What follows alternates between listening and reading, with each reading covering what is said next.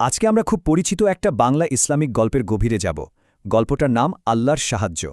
চলেন দেখি এই সহজ সরল দেখতে গল্পটার ভেতরে আসলে কি গভীর আধ্যাত্মিক আর নৈতিক শিক্ষা লুকিয়ে আছে। গল্পটা মানে আল্লাহর সাহায্য, এটা মূলত বাচ্চাদের জন্য লেখা একটা ইসলামিক নীতিকথা। কিন্তু সত্যি বলতে এর আবেদনটা কিন্তু সবার জন্য। মানে এই ধরনের গল্প তো শুধু একটা কাহিনী না, তাই না? এগুলো আসলে প্রজন্ম থেকে প্রজন্মান্তরে আমাদের বিশ্বাস আর নৈতিকতার একটা মশাল বা লাইট হাউসের মতো কাজ করে। একটা কথা তো আমরা প্রায়ই শুনি যে ভোরের ঠিক আগের মুহূর্তটাই নাকি সবচেয়ে অন্ধকার হয়। ঠিক এই আইডিয়াটাই কিন্তু এই গল্পের একদম মায়ের সুর। মানে যখন মনে হয় সব আশা শেষ আর কোনো পথ খোলা নেই, ঠিক তখনই যেন সাহায্যের আলোটা দেখা যায়। এই মেসেজটাই হলো গল্পটার একেবারে কেন্দ্রবিন্দু। আচ্ছা, তাহলে চলেন গল্পের শুরুতে ঢোকা যাক। সেই সময়টায় যখন সব কিছু একদম শান্ত, একদম স্বাভাবিক ছিল। কথায় বলে না, বড় ঝড়ের আগে সব কিছু কেমন শান্ত হয়ে যায়, ঠিক সেরকম। তো গল্পটা শুরু হচ্ছে একটা ছোট্ট গ্রামের খুব সাধারণ, খুব বিনয়ী একজন কৃষককে নিয়ে। লোকটা তার জীবন নিয়ে খুবই সন্তুষ্ট ছিল, আর তার যা কিছু ছিল সেটার জন্য সৃষ্টিকর্তার কাছে সব সময় শুকরিয়া জানাত। এই যে একটা শান্ত গোছানো জীবন, এটাই কিন্তু গল্পের ভিতটা তৈরি করে দেয়। কিন্তু সব গল্পেই তো একটা টুইস্ট আসে, তাই না? এখানেও ঠিক তাই হলো। এবার শুরু হলো বিশ্বাসের এক কঠিন পরীক্ষা। ওই কৃষকের শান্ত গোছানো জীবনটা এবার একটা বিশাল চ্যালেঞ্জের সামনে এসে দাঁড়ালো। সমস্যাটা শুরু হলো একটা প্রাকৃতিক বিপর্যয় দিয়ে। প্রথমে বৃষ্টি হওয়া বন্ধ হয়ে গেল। ভাবা যায়, একজন কৃষকের জীবনের মূল ভিত্তিই তো বৃষ্টি। তো এটাই ছিল সামনে যে একটা বড় সংকট আসছে, তার প্রথম আর সবচেয়ে পরিষ্কার চিহ্ন। এরপর অবস্থা আরও খারাপ হতে শুরু করল। বৃষ্টি তো নেই, আর সেটার প্রভাব পড়তে শুরু করল সবখানে। গ্রামের মানুষের পানির যে একমাত্র উৎস ছিল, মানে কুয়োটা, সেটাও একসময় শুকিয়ে গেল। সংকটটা এখন আর শুধু ফসলের মাঠে থাকল না, একেবারে সবার ঘরে ঘরে ঢুকে পড়ল। আর তারপর চূড়ান্ত বিপর্যয়। যে সবুজ মাঠগুলো একসময় জীবনের চিহ্ন ছিল, সেগুলো সব ফেটে চৌচির হয়ে গেল। ফসল সব মরে যেতে শুরু করল। মানে জাগতিক দিক থেকে যত রকম সমাধানের পথ ছিল, মনে হচ্ছিল সবগুলোই যেন বন্ধ হয়ে গেছে।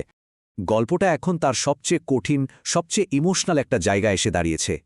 এটা কিন্তু আর শুধু বাইরের সংকট না, এটা এখন ওই কৃষকের ভেতরের বিশ্বাসের লড়াই। তো যখন চেষ্টা সব রাস্তা বন্ধ, যখন মনে হচ্ছে সব আশা শেষ, তখন আসলে আর করার কি থাকে? এই প্রশ্নটাই কিন্তু গল্পের সবচেয়ে গুরুত্বপূর্ণ মুহূর্তটা তৈরি করে। আর ঠিক এই পয়েন্টটাই গল্পের হার্ট।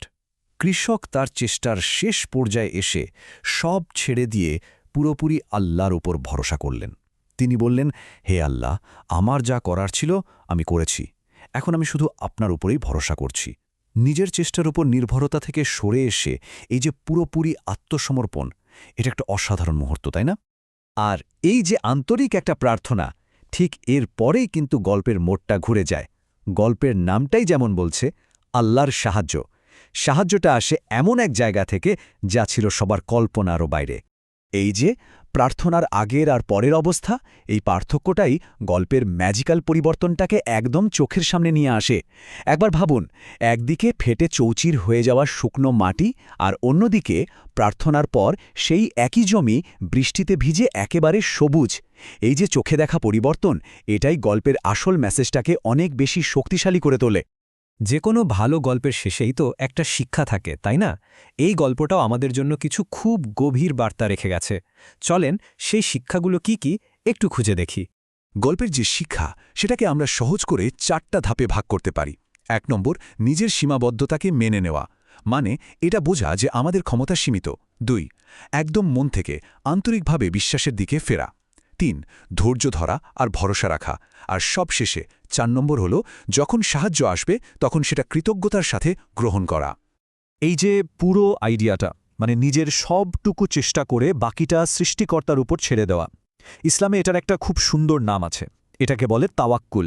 এর সহজ অর্থ হল নিজের সাধ্যমতো চেষ্টা করার পর ফলাফলের জন্য পুরোপুরি আল্লাহর পরিকল্পনার উপর ভরসা করা, মানে শুধু তার উপরেই নির্ভর করা।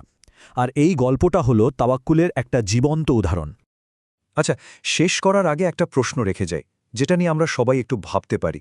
এই ধরনের গল্পগুলো আমাদের বিশ্বাস, আমাদের জীবনের স্ট্রাগল আর আমাদের আশার ধারণাকে কিভাবে প্রভাবিত করে? হয়তো গল্পের আসল শক্তিটাই এখানে, যে খুব জটিল একটা বিষয়কে খুব সহজ করে এটা সরাসরি আমাদের মনে পৌঁছে দিতে পারে।